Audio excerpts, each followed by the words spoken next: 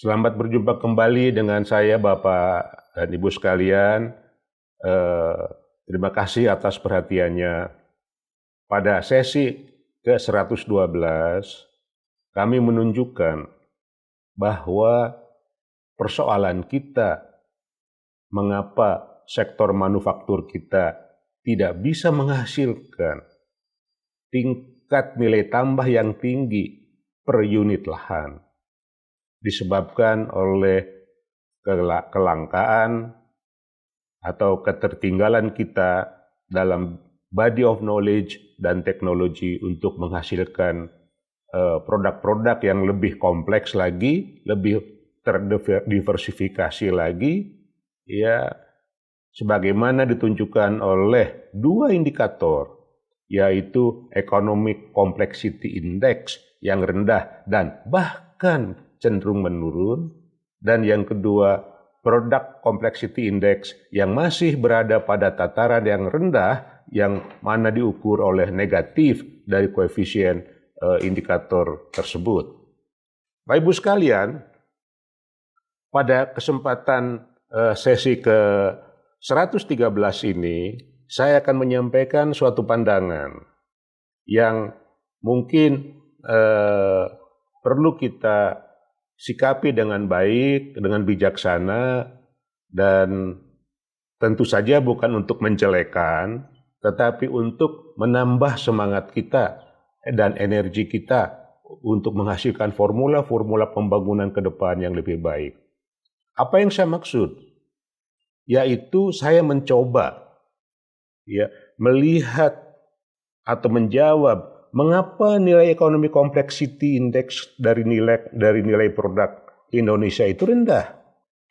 Karena ada faktor yang sangat fundamental dalam sumber daya manusia kita yang jarang kita lihat, yaitu faktor IQ atau tingkat kecerdasan. Bidang ini saya akui memang bidang kontroversi, tetapi walaupun demikian kita bisa menggunakan alat IQ, Intelligent Quotation, untuk memberikan gambaran-gambaran apa ke depan. Bapak sekalian,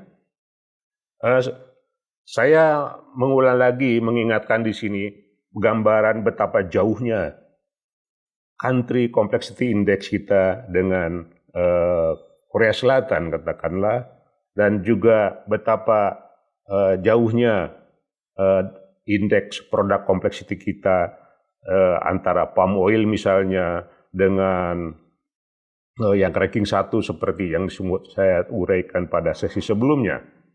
Nah, hipotesa di sini adalah bahwa tingkat IQ akan berpengaruh terhadap kemajuan inovasi, tingkat pendapatan, keperkembangan body of knowledge, dan banyak hal.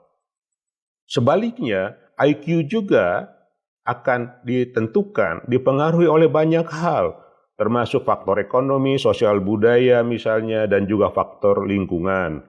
Ya, sosial ekonomi kita ambil pendapatan nanti. Nah, dari literatur, kita bisa melihat pada tabel ini kisaran IQ yang biasa digunakan. Ya. Nah, misalnya IQ yang ada batas paling bawah yang rendah itu 70 sampai 79.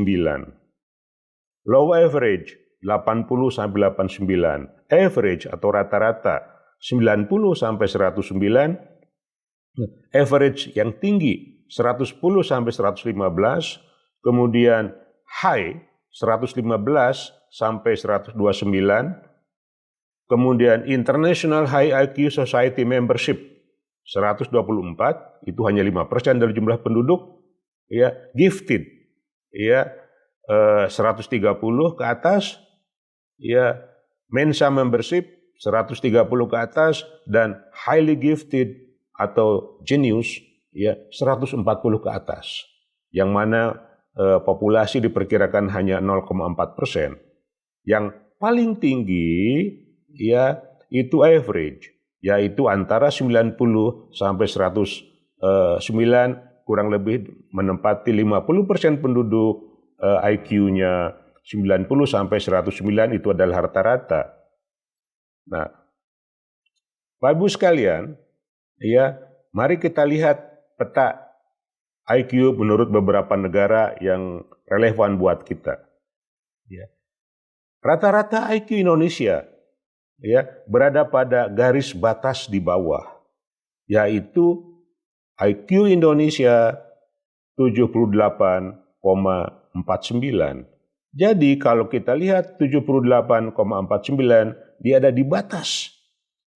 Di batas di bawah low average. Ya.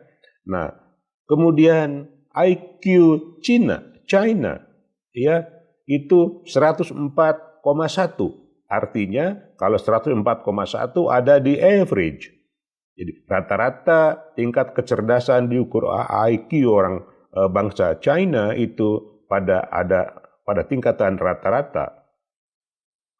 Nah, kemudian Jepang di atas China sedikit, dia juga ada dalam kisaran rata-rata secara keseluruhan 106,48.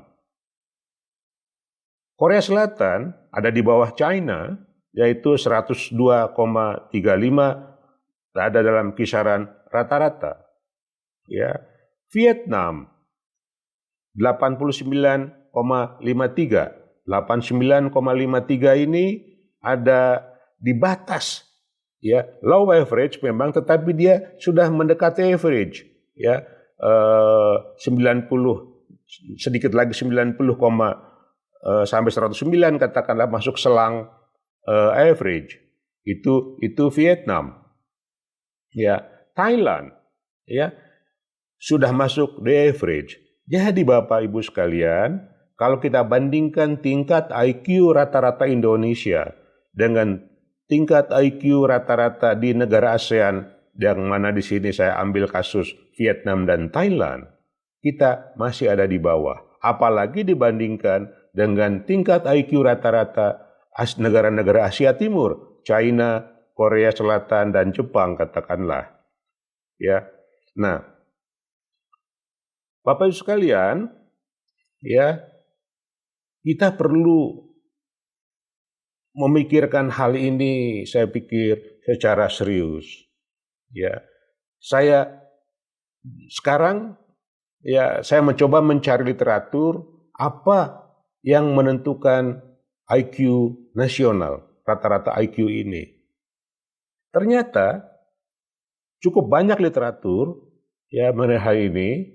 Saya mencoba ambil satu dari Diamada 2014 yang mana secara kuantitatif mencoba mencari hubungan antara IQ dengan tingkat pendapatan per kapita, tingkat kesehatan, tingkat pendidikan, kemudian tingkat kelahiran, dan kesehatan lingkungan. Hasilnya, ya, saya sajikan pada tabel ini, ya, ternyata, ya, faktor yang paling menentukan itu adalah tingkat kesehatan. Ya, yang kedua, tingkat pendidikan, ya, sedangkan pendapatan per kapita, ya, itu kecil, ya, untuk IQ, ya, tetapi yang perlu mendapatkan perhatian kita semua dalam konteks green economy, kerusakan lingkungan secara nyata berpengaruh terhadap penurunan IQ. Jadi, kalau lingkungan kita rusak, air terpolusi, udara terpolusi katakanlah, bising, segala macam tidak teratur katakanlah, erosi kalau di daerah, banjir semuanya, itu berdampak negatif terhadap tingkat IQ.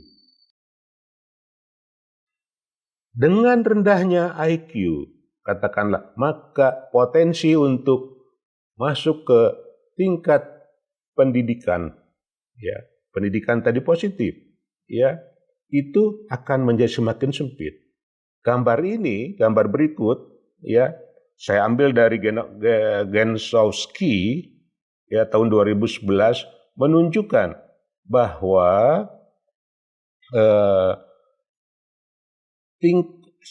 pendidikan sebagai refleksi atau proksi dari IQ menunjukkan semakin tinggi tingkat pendidikan, ya, maka semakin tinggi juga tingkat pendapatan. Ya, dengan cycle yang konsisten tetap tinggi dengan puncaknya antara umur 40 sampai 60 tahun, katakanlah. Artinya IQ penting, ya, untuk